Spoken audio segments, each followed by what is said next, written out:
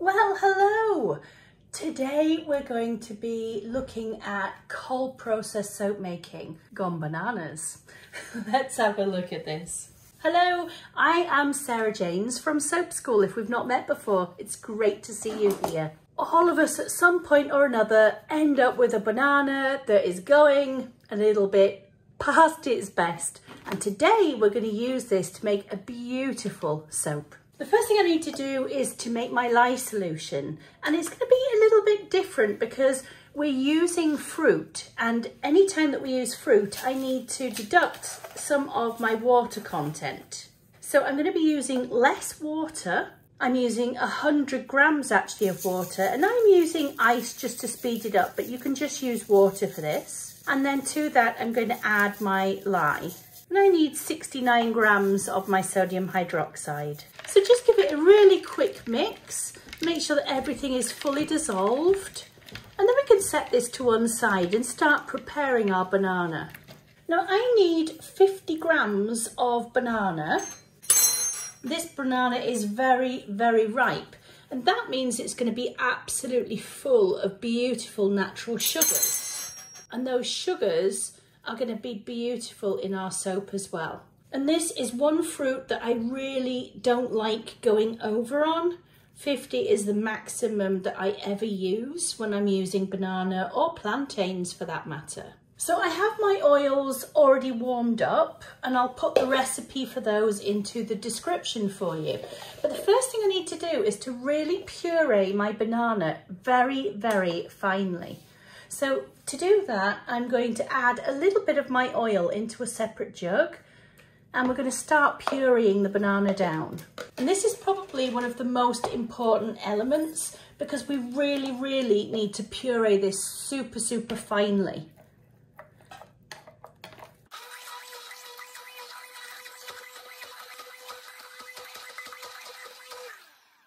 Now you can see that even though I've added some oil, it's not enough to cover the bell of the stick blender, and therefore I can't really get a good puree. So I'm going to add some more oil and continue.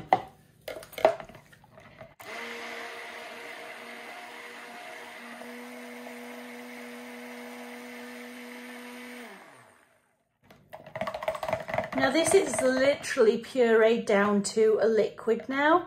We don't want any lumps whatsoever, because it's the lumps that you leave behind that end up going off in your products.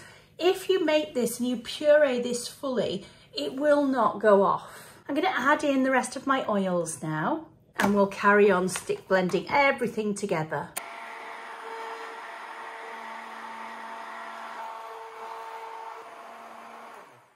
So now we need to add our lye solution, but I'm going to add my mica powder. I want this coloured because if I make it just as it is here, it's going to come out a kind of creamy beige colour. And that's because of the sugars in the soap from the banana. So I do want to add some colour. Put a teaspoon of yellow in, put up the stick blender and give it a blitz.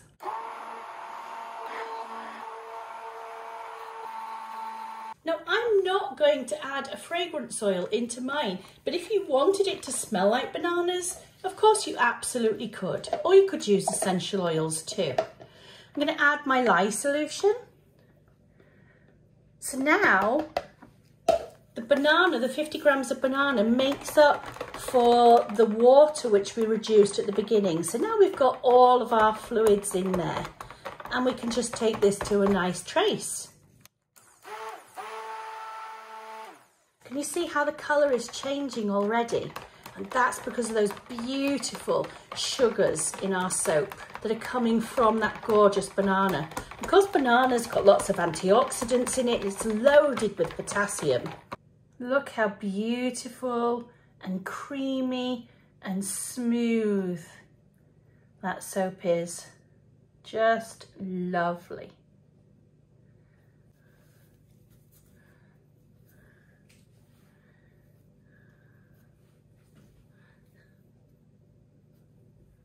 Oh my goodness, the more I wipe, the more I'm making it worse and worse every single time I wipe. I think I'm going to give up. And I do want to texture it, so let's give it a nice texture.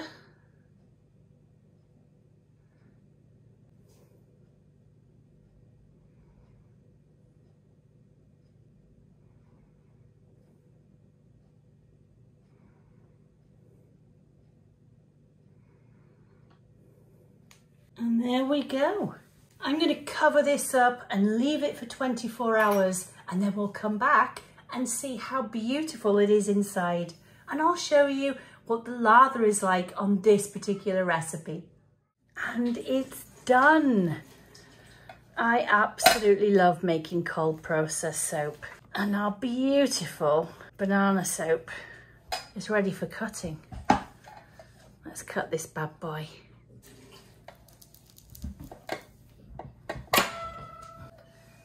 Look at that. Always amazes me. With banana soap, you get so much visual texture to the bars. Really lovely.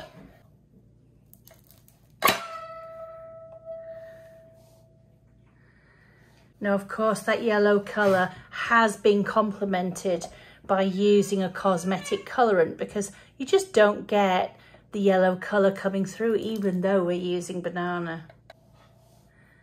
But I think these look absolutely lovely.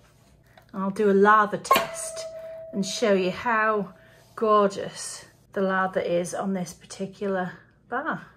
Let's do a lather test and see how beautiful it is already.